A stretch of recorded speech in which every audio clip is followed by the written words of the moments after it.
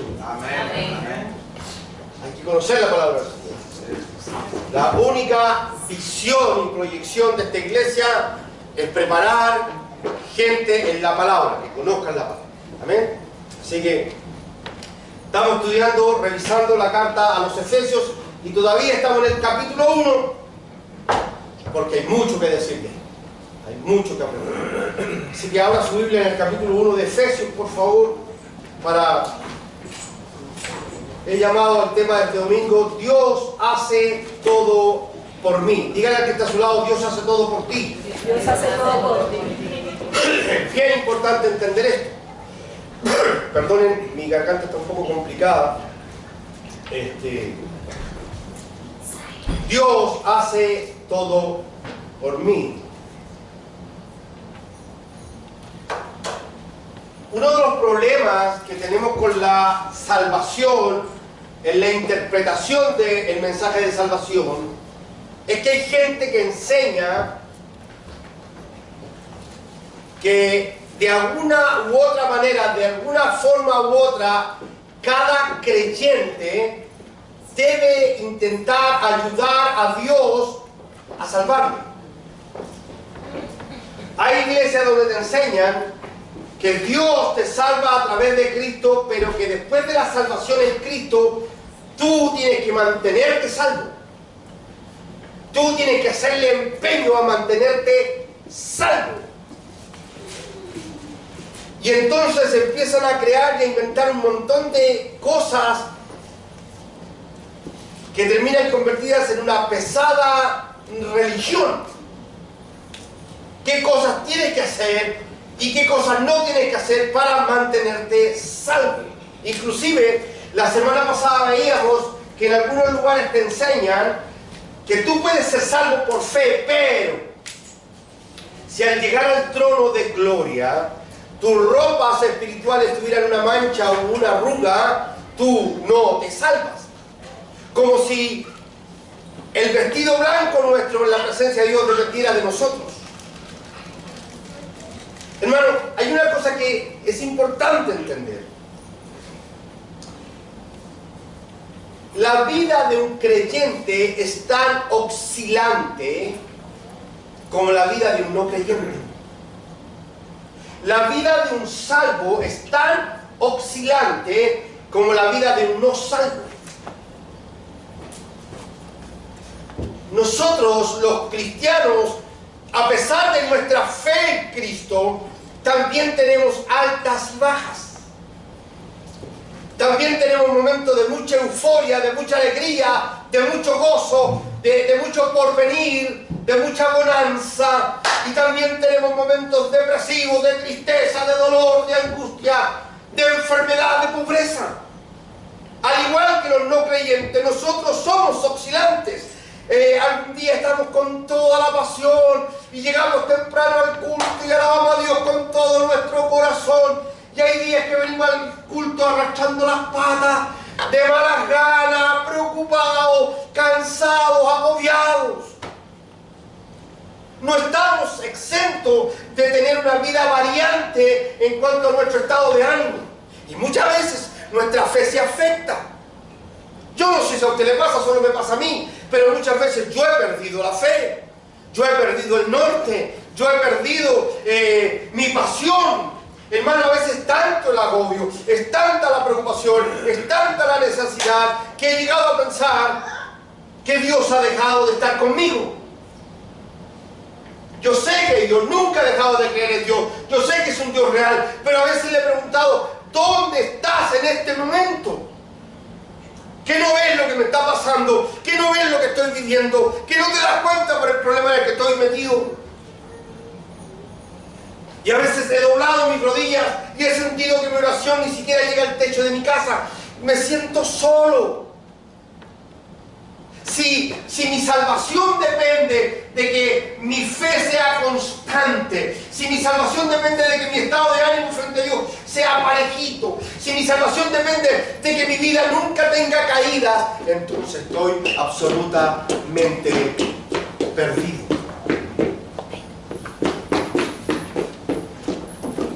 Si mi vida espiritual y mi salvación depende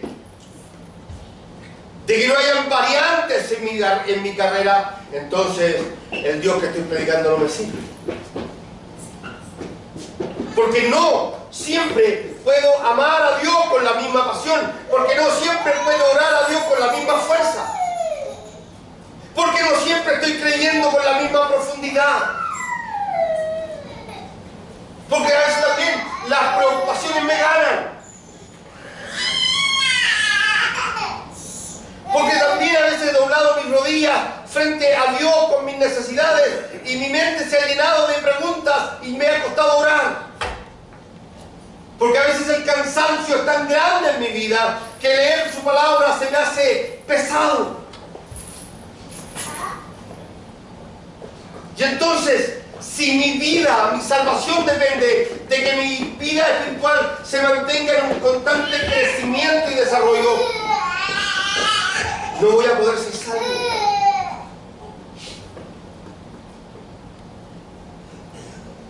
Por eso es que al revisar la carta a los Efesios me doy cuenta de tremendo amor de Dios a mi vida, porque con respecto a mi salvación, Él lo hace todo. Es tan fuerte este prejuicio respecto a que nosotros tenemos que ayudarle a Dios a salvarnos, que hay gente que malinterpreta algunos pasajes. Por ejemplo, hay un pasaje en la Biblia que dice que el perseverare hasta el fin será salvo. Y entonces algunos lo aplican así. Si tú no te mantienes firme hasta el fin, no vas a entrar al cielo. Espera. Tú me estás diciendo a mí que Cristo me lavó en su sangre, que me compró, que me redimió, pero al final de todo mi salvación depende de que yo me mantenga firme. Yo no puedo mantenerme firme. A veces sí, a veces no. Yo también me enojo. Yo también me frustro. Yo también doy portazos en mi casa. Bueno, ahora no porque estoy solo, ¿para qué?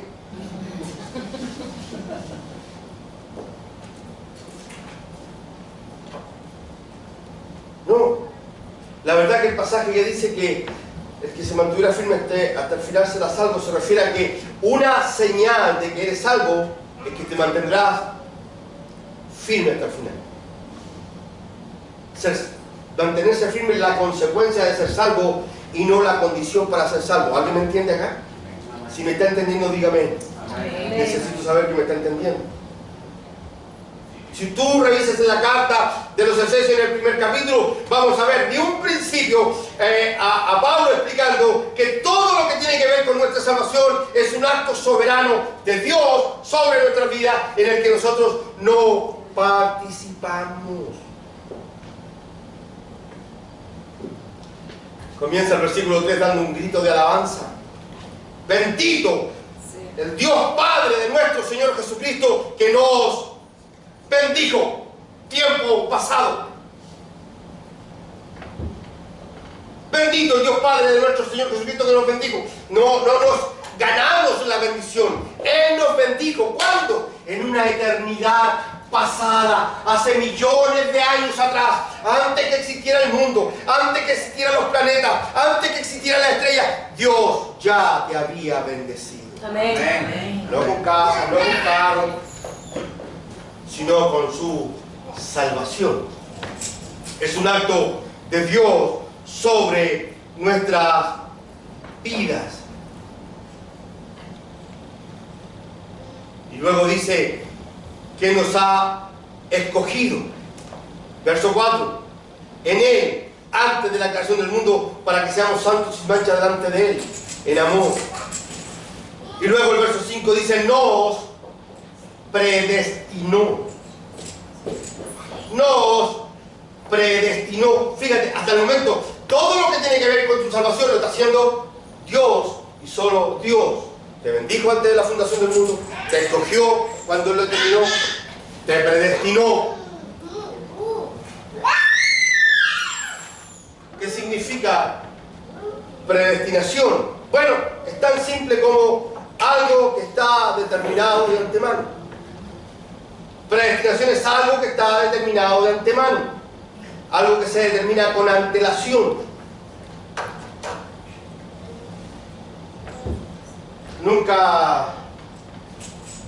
Nunca he presumido de ser profeta, ni mucho menos.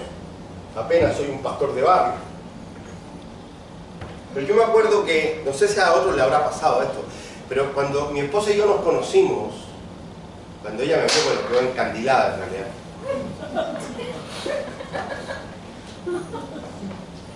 Inmediatamente ella se dio cuenta que yo era la bendición de Dios para su vida. ¿Sabes tú que al poco tiempo de comenzar porque al principio nos veíamos a escondidas, ¿no? El papá de ella no podía vernos ni en películas, entonces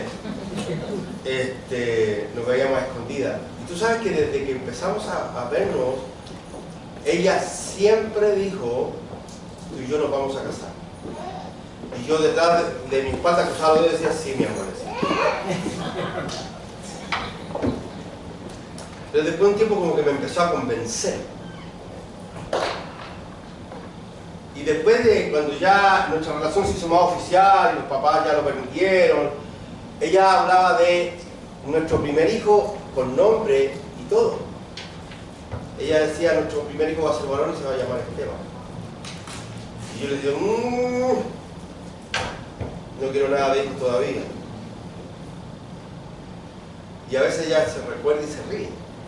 Me dice, yo te predestiné. Predestinación es determinar que algo va a ocurrir como va a ocurrir con antelación.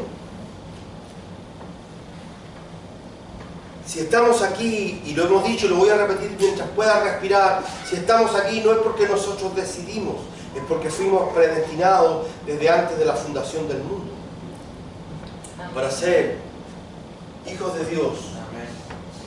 Y ahora hay un detalle bien importante en el verso 5, nos predestinó para ser adoptados como hijos suyos por medio de Jesucristo. Y esto es bien interesante detenerse aquí y dejarlo claro. Hay gente que tiene el concepto de que todos los seres humanos son hijos de Dios. Hay gente que piensa que todos los seres humanos del mundo son hijos de Dios. La Biblia no dice eso. La Biblia dice que solo pueden ser hijos de Dios los que han creído en Cristo como Salvador de sus vidas. Los demás son criaturas de Dios. Los demás son creación de Dios, pero no hijos. Mira lo que dice el Evangelio según San Juan, capítulo 1, para que vea que lo que enseñamos es bíblico. El Evangelio según San Juan, capítulo 1, por favor, verso 12. No sé si lo tiene allí.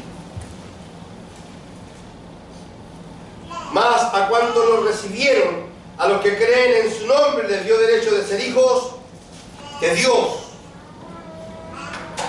Pablo le dice a los Efesios, fuimos predestinados para ser adoptados. El único hijo unigénito es Cristo. Escucha, el único que es genéticamente hijo de Dios es Cristo. Porque Cristo es Dios. Amén. No escuché. Cristo es Dios. Amén. Cristo es Dios. Es Él. Pablo dice que Él es la gloria de Dios, que Él es la sustancia de Dios, que Él es la imagen de un Dios invisible.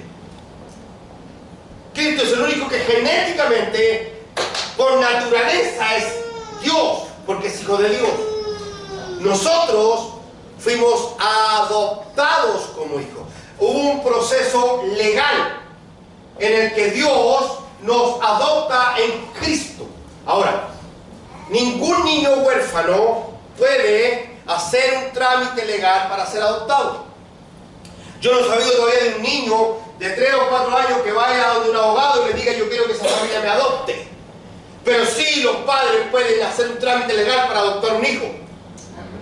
No fuimos nosotros los que hicimos el trámite para ser adoptados. Fue Dios el que tomó la iniciativa de adoptarnos en Cristo. ¿Alguien diga amén? Amén. ¿Están acá? Amén. Yo me estaría gozando con esta verdad.